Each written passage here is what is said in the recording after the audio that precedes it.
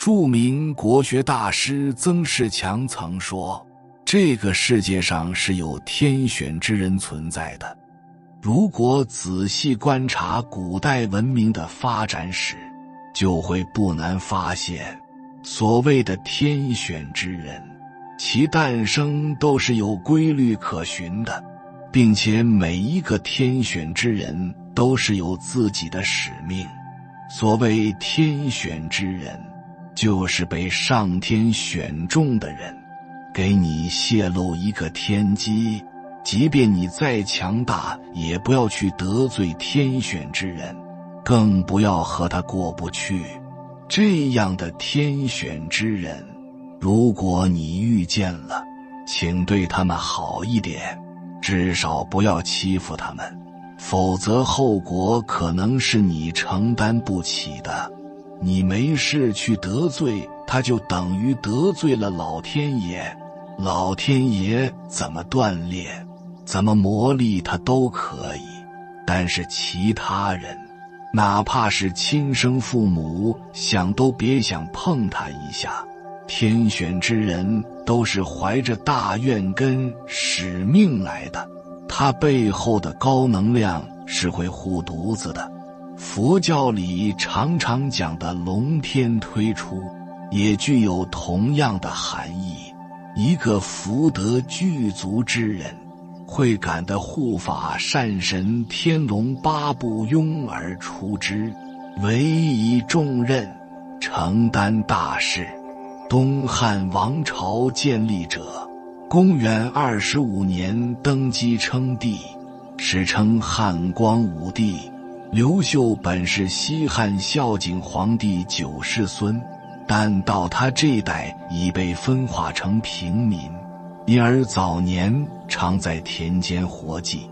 直到王莽末年，天下饥荒四起，倒寇作乱，民不聊生，雄心勃勃的刘秀毅然举兵起事，踏上了那金戈铁马的征途。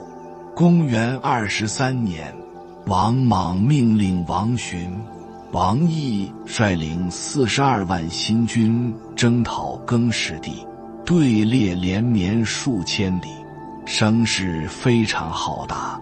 刘秀当时驻守昆阳，守军不过8000，面对如此强敌，更使帝手下众多部将十分害怕，都想逃跑。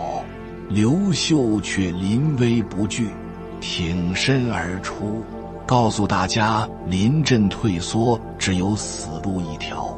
众人被刘秀敢为天下先的人格魅力所折服，纷纷让其出谋定策。于是刘秀带着12骑突出城外，组织兵力。新军兵临城下后，发动了猛烈的攻击，弓弩乱发，箭如雨下，杀声震天。也不知是否心潮气数江中，突然一天夜里，天降陨石砸落军营，白天更有云团崩塌，害得新军士兵趴伏在地，惶恐不已。6月，刘秀率领1000余步骑，身先士卒，一马当先，奋勇冲杀。部下看到后，顿时受到了鼓舞，个个士气大振，以1当100，将新军冲击得节节败退。刘秀看到频频告捷的大好形势后，抓住战机，集结3000敢死之士，从城西水上全力攻向新军中间，一举击垮了敌阵，并杀死了王寻。战局逆转，昆阳守军也自城内冲杀出来，内外合击，新军大败。此时天空再起异象，风雷大作，飞沙走石，大雨倾盆，河水暴涨，准备渡河逃走的新军士兵更是乱作一团，互相践踏，死伤无数。昆阳之战，刘秀不仅一战成名，而且彻底动摇了新朝的统治根基，使得其再也无力组织大军镇压各地起义，为光武日后进取天下奠定了厚实的基础。值得一提的，刘秀是依靠出色的领袖素质和超凡的智慧胆略，获得众人的支持，促使他们团结对敌，为己所用，最终才创造出1-2万打败40多万的惊世战绩。而在此战中，老天爷降下了种种奇异的天象，并且都一致地打击在了王莽的新朝大军上，这无疑是在帮助刘秀。以此看来，光武实乃天命所归。那么你知道什么是天选之人，又怎么判断一个人是不是呢？很多人觉得天选之人就是带着光环出生的，他人生的每一个机遇都令人羡慕和神往，一生都顺风顺水，无往不利。其实恰恰相反，天选之人是要被委以重任的人，不让你饱经磨难，在万法错位中困顿徘徊，迷茫焦虑，又怎能看出你的小肩膀能不能承担大任呢？所以，看一个人是不是天选之人，就要看他能不能承受得住上天给他的一道道难关。正所谓故天将降大任于斯人也，必先苦其心志，劳其筋骨，饿其体肤，空乏其身。当你闯过了所有的难关，必定拥有顶天气运，人生将不同凡响。其实，所谓天选之人，就是被上天选中的人，他们天生就通晓了宇宙天机。孔子说：“生而知者为上，学而知者次之。”意思是，生下来就知道的人，是最上等的人。道德经里说：“不出户，知天下。”这种人天生就知道很多事，具有极高的天赋，属于天才。但是如同凤毛麟角，可遇而不可求。这种人看起来很幸运，现实中却也活得很艰难，因为他们往往独来独往，甚至不食人间烟火，跟周围世界是格格不入的，甚至被大家孤立。天选之人是修行之人，经历了无数磨难，在你不知道的时候，他不知吃了多少苦头。他看起来平凡无奇，但他的能量场非常强大。这样的人肩负着特殊的使命，是不可以随意欺负或欺骗的。他们往往经历了许多挫折和考验，身体和心灵都受到了双重的考验，但他们始终保持着高尚的品质，有着青云之志，心怀慈悲之心，与圣人相通。听到圣人的话语，他们会产生共鸣，或喜或悲，或落泪，或汗毛直立。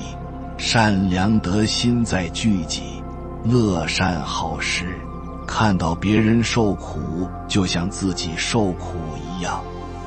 天选之人往往是那些在生活中默默无闻，但内心却有着强大力量和坚定信念的人。他们不求名利，只求心灵的宁静和对使命的忠诚。他们的内心世界丰富而深邃，能够从世间的纷扰中找到真正的意义和价值。这些人经历了常人无法想象的苦难和磨砺，但他们从未被击倒，相反，这些经历使他们变得更加坚强和有智慧。他们懂得人生的起起落落，知道如何在逆境中找到前行的力量。他们的信念如磐石般坚定，无论面对怎样的挫折和挑战，都不会轻易动摇。天选之人的背后往往有着无形的支持力量，这种力量可能来自于家庭、朋友，甚至是一些素未谋面的贵人。他们的出现和帮助仿佛是冥冥中的安排，使天选之人在关键时刻总能得到援助和指引。这些支持力量不仅在物质上帮助他们，更在精神上给予他们无尽的力量和鼓励。与天选之人相处，你会发现他们有着不同寻常的智慧和洞察力。他们能够看透事物的本质，理解人心的深处。他们的言行举止往往带有一种令人信服的力量，这种力量不是来自于外在的权势或财富，而是来自于内在的修行和智慧。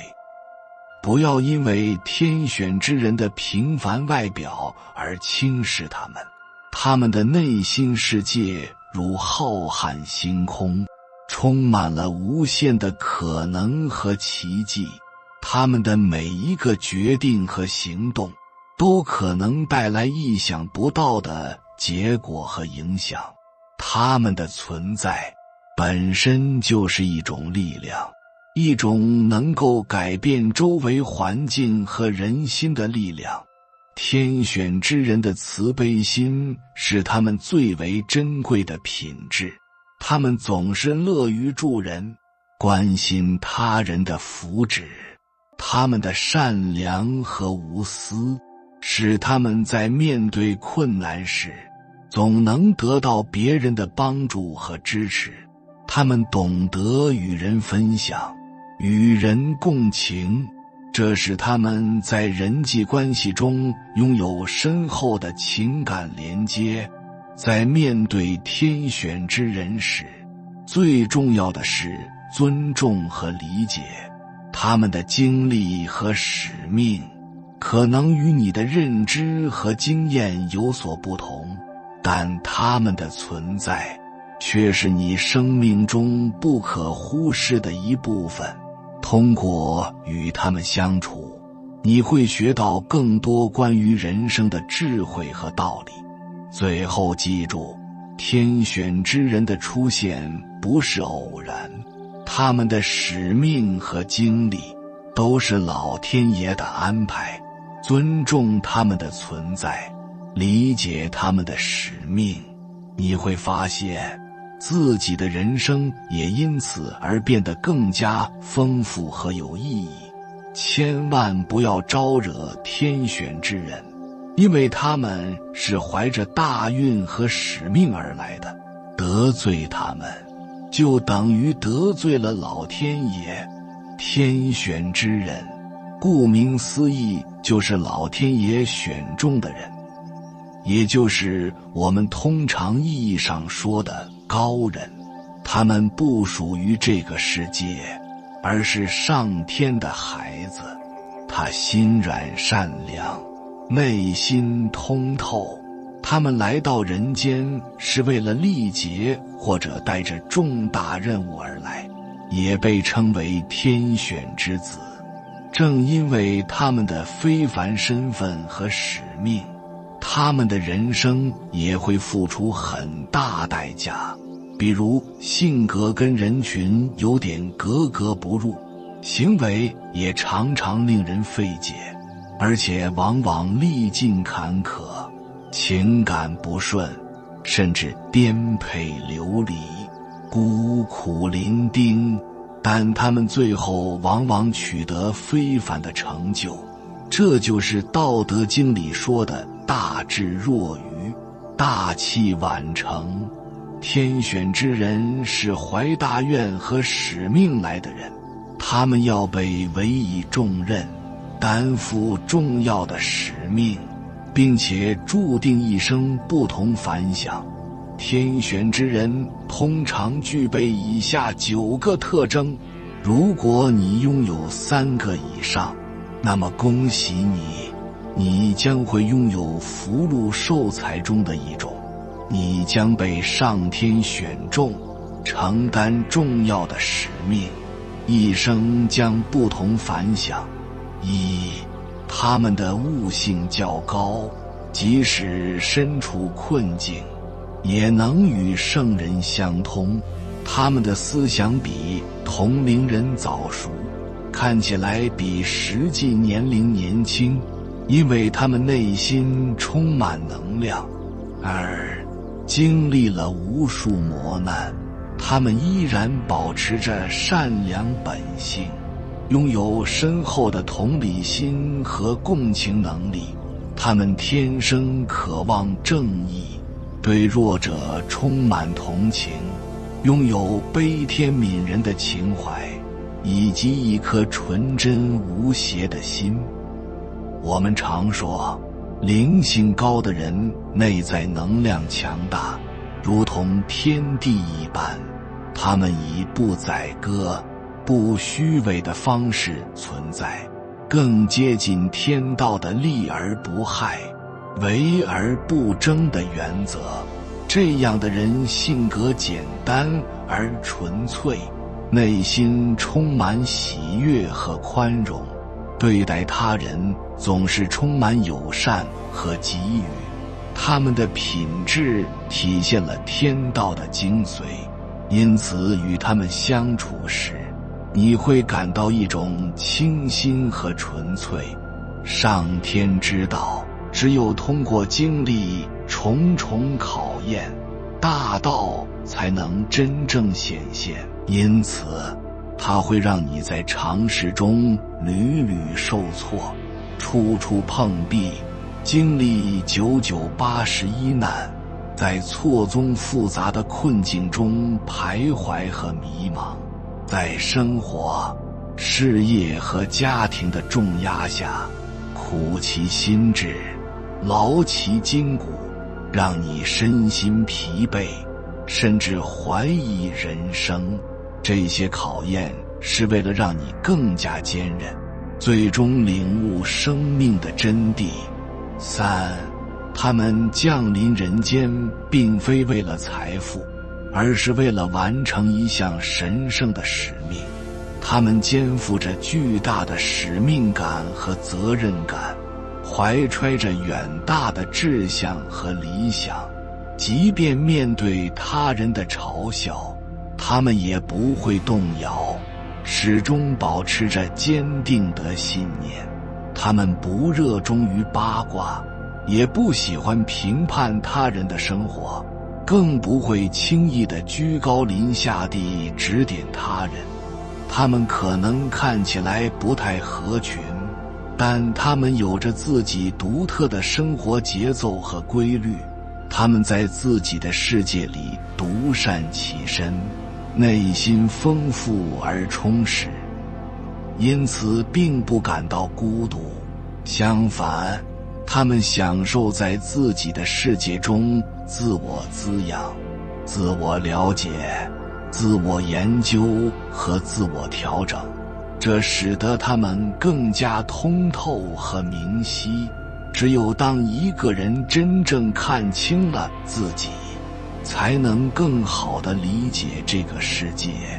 他们具有非凡的专注力和耐心，这是常人难以企及的。他们的存在如同一股清流，为这个世界带来不同的色彩和力量。4. 有的天选之人，只要稍微一点化，他们就能够很快的觉悟，这是善根和慧根非常好的天选之人。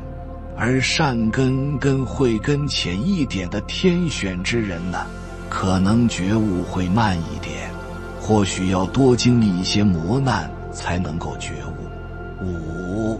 他们跟人群有点格格不入，行为也令大部分普通人费解，喜欢独来独往，所以你一定要善待你身边的每一个人，说不定他就是天选之人。6. 他们拥有显著的天赋，是超凡脱俗的个体，但在其他领域可能存在明显的不足，比如不擅长表达、社交，更倾向于用沉默来应对外界。许多人可能会认为他们话不多，显得安静，但这样的人在沉默中蕴含着强大的力量，一旦他们领悟了真理，就会成为坚定不移的精神象征，无论外界如何挑战，都无法动摇他们的内心。在经历了无数挑战之后，他们不仅屹立不倒，还能为他人提供支持。这样的人很难被常人理解，但他们并不寻求他人的认同或理解，他们是高维智慧的静默传达者，因此注定是孤独的。7. 天选之人的生活往往充满艰辛，他们心地善良，却常常遭遇造谣、诬陷、诽谤和嫉妒。面对这些挑战，他们从不向生活屈服，勇敢地度过一个又一个难关。虽然他们可能与亲人关系疏远，经历了人情的冷暖，但他们在崩溃、失落、孤独和迷茫中依然保持着内心的善良。他们只是暂时路过人间，一旦功德圆满就会离开。当他们明白因果的道理时，就会明白什么是可以做的，什么是不可以做的。他们会非常谨慎地守护自己的起心动念，不再与人争辩，不争输赢，不多言，也不介入他人的生活。他们将成为站在远处看风景、内观自省的人，不再计较得失。当我们明白因果，知道事情为何发生，人们为何来到我们身边，以及他们的成功与失败，我们就不再需要多说什么。因此，当他们不需要证明，不需要刻意时，他们就会活出另一种状态，一种更加平和、通透和智慧的生活。8. 他们天生对神秘的事物感兴趣，喜欢研究玄学，喜欢探索宇宙的灵光一闪，过目不忘，心生欢喜或涕泪悲喜。9. 他们都经历过绝望或绝境，但能再次爬起来，并且不会变得偏激，反而会更加热爱世界和生活。天选之人不要去招惹，他们天生自带保护神，总能逢凶化吉。而你是否也是那个先苦后甜的天选之人呢？你是否也在经历了人生的低谷之后，迎来了转机，感受到了生活的美好。无论你是否相信命运，无论你是否认为自己是天选之人，重要的是，无论面对何种困难，都要保持对生活的热爱，坚持自己的信念，相信总有一天，你会迎来属于自己的光明。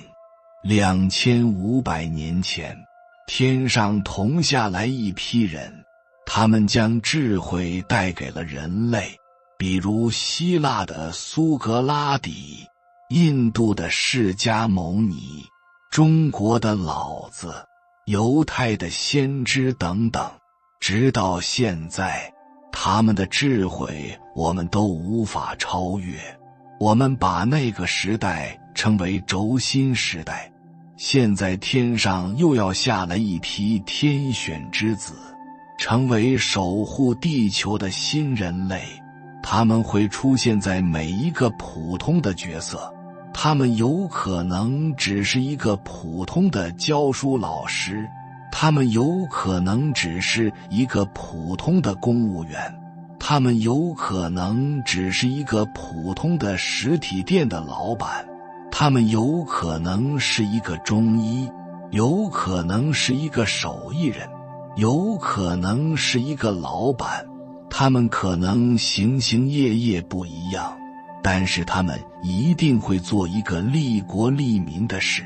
给你们泄露一点天机，天选之人不可能没有磨难的。心不死则道不生，欲不灭则道不存。倘若穷途末路，那就势如破竹。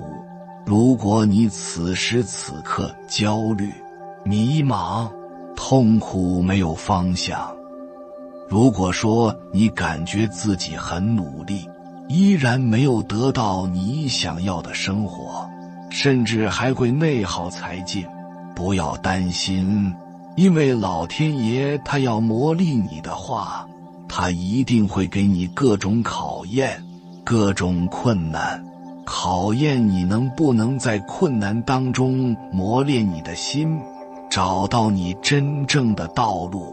因为他不能说话，所以他只能用各种艰难险阻来提醒你，你身上的本质具足还没有被完全的发掘。不是你的磨难太多，而是你的使命太大。老天爷换了太多的角色，让你经历了太多的磨难，去苦口婆心地叫醒你，然而你却总是难以自我反思。如果磨难没有唤醒，那这个磨难就没有了意义，它将会有更大的磨难来唤醒。你学不会的东西，老天会让你一遍又一遍的经历。磨难的本质不是为了让你痛苦，而是让你在苦中自悟自省，消除过去的罪业，从而获得更好的福报的过程。老天匹配给你的磨难，都是和你的使命成正比的。没有无缘无故的磨难心理，也没有毫无根据的福报降临，它就是来让你强大，颠覆那个懦弱怕事的自己。当你正视坎坷，当你直面磨难，就会有了内在的淡定，去应对这种兵荒马乱的人生。如果你也是经历坎坷，历经磨难，从刀尖上一路走过来的人，你就会和之前的倒霉一刀两断，和之前的生活圈子渐行渐远，留下一句苦尽甘来。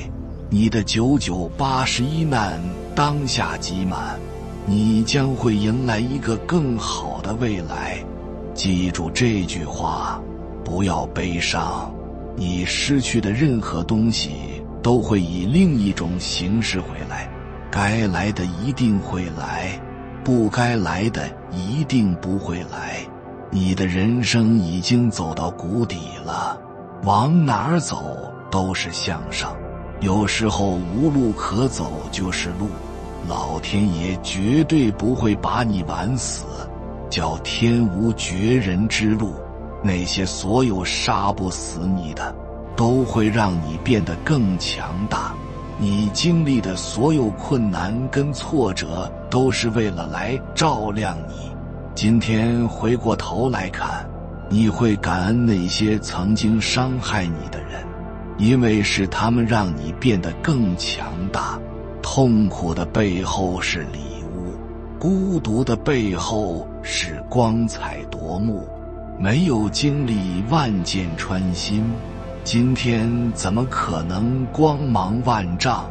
没有经历千刀万剐，你只能成为垫脚石，垫在石阶下，被别人千人踩，万人踏。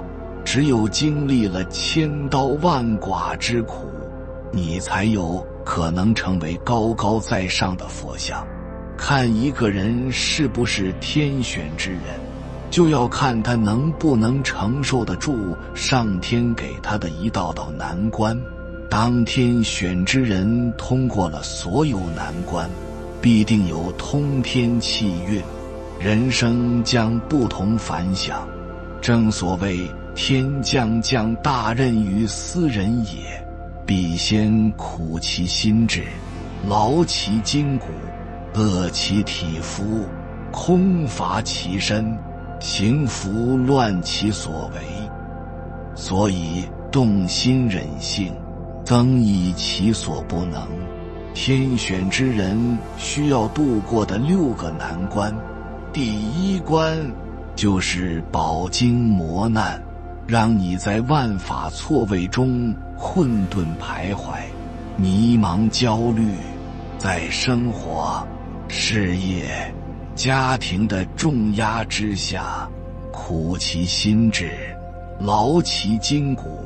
第2关，虽身处尘埃于起起落落的强烈冲撞与暴击之中，身体与精神遭受双重的考验，但自心品性高洁，能不坠青云之志，能怀慈悲救世之心。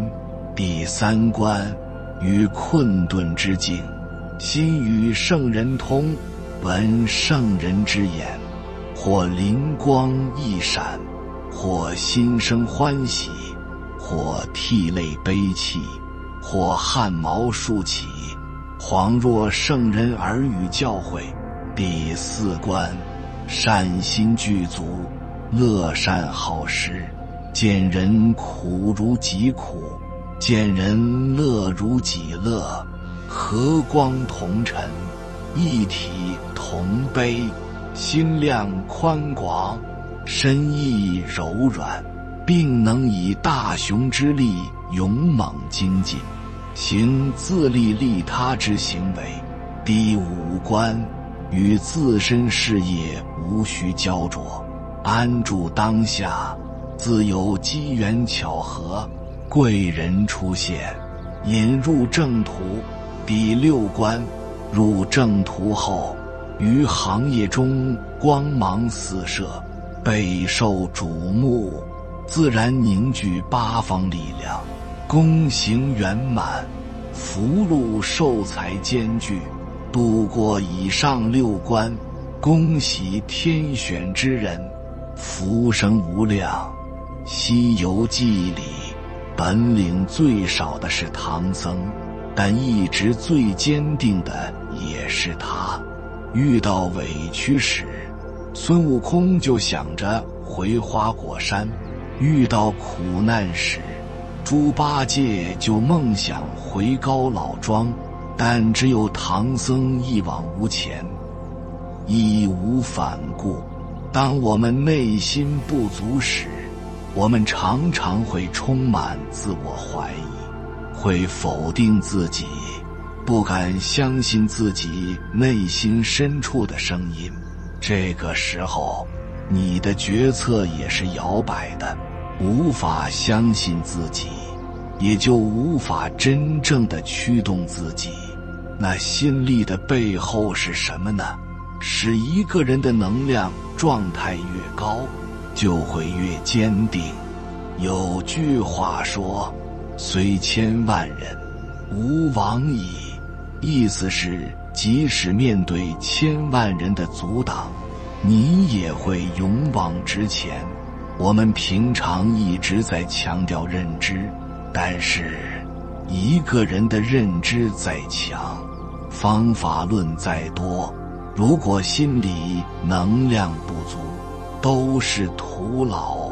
大事必先修行，不要痛恨磨难，所有的磨难换来的都是成长。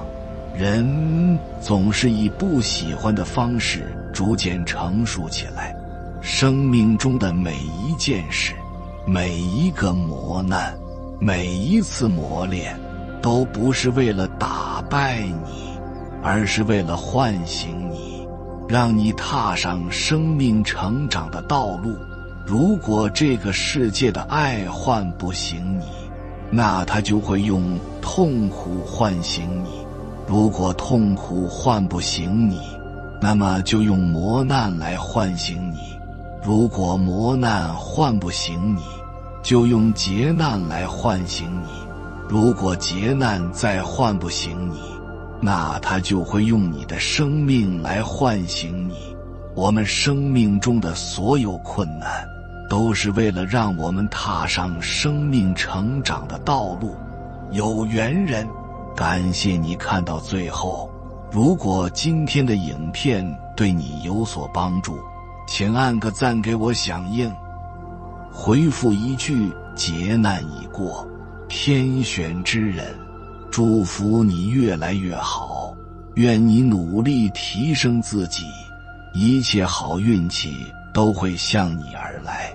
还没有订阅频道的，请点击右侧的订阅按钮，与我们建立更深的连接。随缘加入会员，与同频之人共修福报，随喜转发，传播善知识，功德无量。